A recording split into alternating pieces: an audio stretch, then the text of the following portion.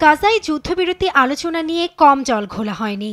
চুক্তির প্রথম ধাপ শেষে হুট করে বন্ধ হয়ে যায় বাকি ধাপের আলোচনা। নেতানিয়াহু প্রশাসনের ব্যাপক গড়িমসির পর অবশেষে তা নিয়ে আলোচনার টেবিলে আরব বিশ্বের রাষ্ট্রপ্রধানরা। গেল কিছুদিন ধরে মিশরের নেতৃত্বাধীন পরিকল্পনা নিয়ে ট্রাম্পের বিশেষ দূত স্টিভ উইটকফের সঙ্গে বেশ কয়েকবার আলোচনায় বসে কাতার, জর্ডান, মিশর, সৌদি আরব ও সংযুক্ত আরব আমিরাতের পররাষ্ট্রমন্ত্রীরা।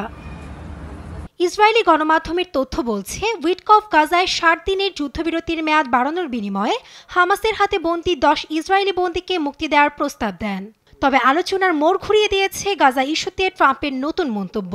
গাজা থেকে ফিলিস্তিনিদের জোরপূর্বক উচ্ছেদের আহ্বান থেকে সরে এসেছেন প্রেসিডেন্ট ট্রাম্প। বুধবার হোয়াইট হাউসে আইরিশ প্রধানমন্ত্রী মাইকেল মার্টিনের সঙ্গে বৈঠকের সময় সাংবাদিকের এক প্রশ্নের জবাবে ট্রাম্প জানান, কেউ গাজা থেকে কোনো ফিলিস্তিনিকে সরাচ্ছে না। কেউ কোনো ফিলিস্তিনিকে বের করছে না, এতে অবাক হওয়ার কিছু নেই। এদিকে গাজা থেকে 2 লাখ ফিলিস্তিনিকে বাস্তুচ্যুতের প্রস্তাব থেকে প্রেসিডেন্ট ট্রাম্পের সরে আসার সিদ্ধান্তকে স্বাগত জানিয়েছে হামাস। এর আগে গাজা থেকে ফিলিস্তিনিদের সরিয়ে দেওয়ার পরিকল্পনা করে তীব্র তোপের মুখে পড়েছিলেন প্রেসিডেন্ট ট্রাম্প। এদিকে গাজায় ইসরায়েলের পূর্ণ অবরোধ 12তম দিনে পা দিয়েছে। নেই খাদ্য, জ্বালানি কিংবা ওষুধ প্রবেশের অনুমতিও। পানি, বস্ত্র, বিদ্যুতের চরম সংকটে বাসিন্দারা। গাজায় ইসরায়েল আধুনিক ইতিহাসের সবচেয়ে দ্রুততম দুর্ভিক্ষের সৃষ্টি করছে বলে সতর্ক করেছে জাতিসংঘ।